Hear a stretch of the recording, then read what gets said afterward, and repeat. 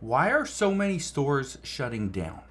And why are the popular stores shutting down here in the United States? What is going on? Well, that's what we're going to discuss today. I'm also going to address which stores are shutting down. We got some very popular chains that are now shutting their doors. One, because they're not profitable. Two, because of safety concerns. Or three, because they do not like the politics in the specific states that they're in. So I want to address what's going on here and how this is going to impact you moving forward. So make sure you watch this entire video and I'll explain exactly what is going on. But all I ask is one thing. It takes 2 seconds. Go ahead, hit that like button if you enjoy these daily updates. And now let's begin.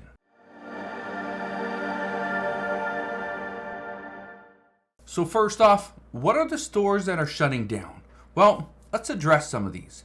The first one, and you may have heard this before because I've talked about it many times here on the channel, the Dollar Tree is going to shutter nearly 1,000 stores after their dismal earnings report last month.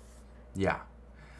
Dollar Tree, Dollar General, okay? The dollar stores, 99-cent only. All these stores are struggling. Why? Because they're struggling to raise their prices.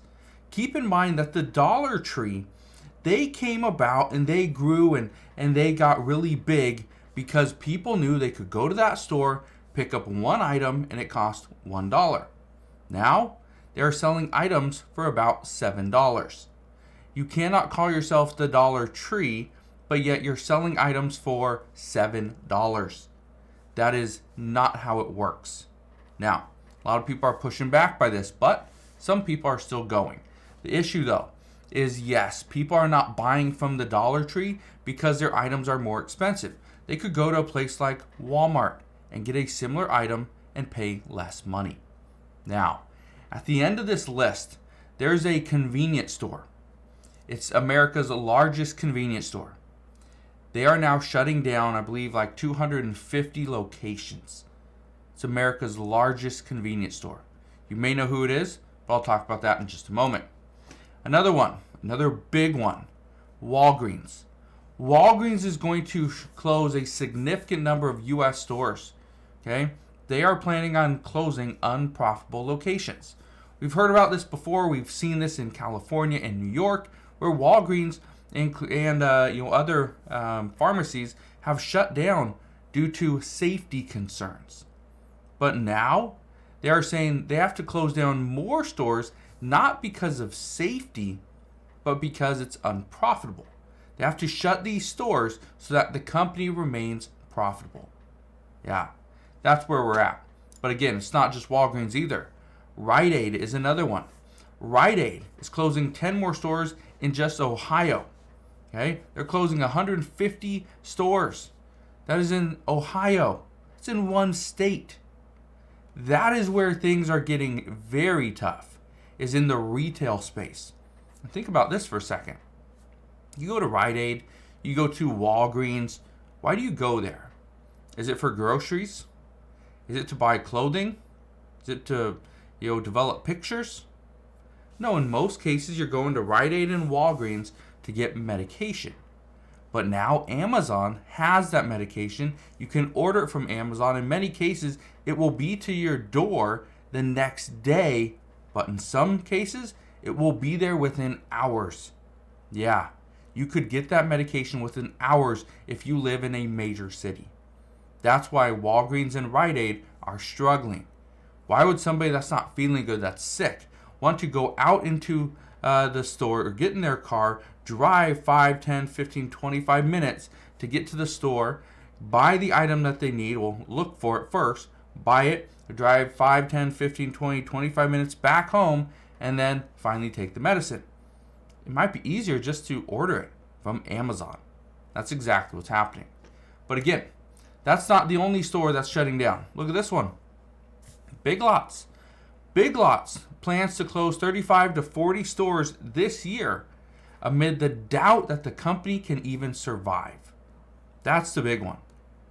Right now there's reasonable doubt that Big Lots is even going to survive the next 6 months. They may be out. They may lose everything because people are not buying at Big Lots. Again, keep that in mind. Why are people not buying at Big Lots? It's very similar to Walgreens and Rite Aid, except it's not medication. They're looking for food, looking for inexpensive food. People are not buying furniture like they used to. They're not buying patio sets like they used to. They're not going to Big Lots to buy toys, right? Or to buy, pots and pans and things like that. In most cases, they're going to Big Lots to buy food. They want a better deal.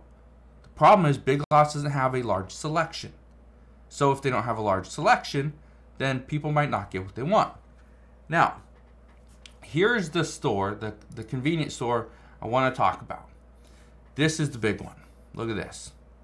It says 7-Eleven is closing more than 250 locations across America in 2024. That's this year. Now, why are they doing this? Well, first off, what you need to understand, 7-Eleven is not losing money. They are still profitable. Look at this. It says, add convenience store monster 7-Eleven to the list of chains who are closing stores. According to CBS News, 7-Eleven is closing 272 locations across America in 2024. It says specific locations and dates of closures are being held tight to the chest. Now, here's an interesting thing. It says CBS News also reports that 7-Eleven closed 184 stores in America in 2023. If all happens as expected for the closures this year, that's 88 more closures slated for 2024 than 2023 for the convenience store giant. Now, keep in mind, 7-Eleven has over 9,200 stores. I think it's 9,207 stores as of April 2024. But the interesting thing is, 7-Eleven is actually going to bring more stores back. They're bringing stores back. They're closing 272 locations. However, they do plan on adding more locations as well. Keep in mind, what they're doing is trying to get out of the very unsafe areas. Franchisees do not want a 7-Eleven location in a dangerous area. So they're going to close those locations and go and open up in a different area. Again, it's going to take time. It's going to hurt certain communities, but this is what they're going to do. Now, what I think is interesting, though, is that they are going to close 272 locations. However, according to a report that I was reading recently, they're actually going to bring back less locations. I think they're going to bring back, I don't know the exact number, but I think it's only like 100 and something. So still, they are going to close 100 and some locations and not bring them back. This is an interesting time that we're in. Now, 7-Eleven doesn't employ, millions of people. Every time I go into a 7-Eleven, 2 people. They usually only have 2 people. I have a friend that owns one. It's usually him and his wife. It's usually his wife and their niece. And it's either him and his brother. That's really it. There's 4 people, maybe 5, that run that entire thing. I don't know who runs it at night. I never go to 7-Eleven at night. But during the day, that's who's running it. It's one of those 4 people. And it's usually 2 at a time. So 7-Eleven isn't a huge employer, but they mean a lot to these communities. So we're going to see what happens moving forward. The one thing I can tell you, though, is that we are not done with these closures. Some major stores are going to be shutting down. Number 1, because they're not profitable. Number 2, because they're not safe. Number 3, because they do not like the policies in those states. So we're going to see what happens moving forward. The one thing I can promise you is I will be here every step of the way, and I'll fill you in on all the latest news and updates. So thank you guys for watching. Consider subscribing, and I'll see you guys on the next one.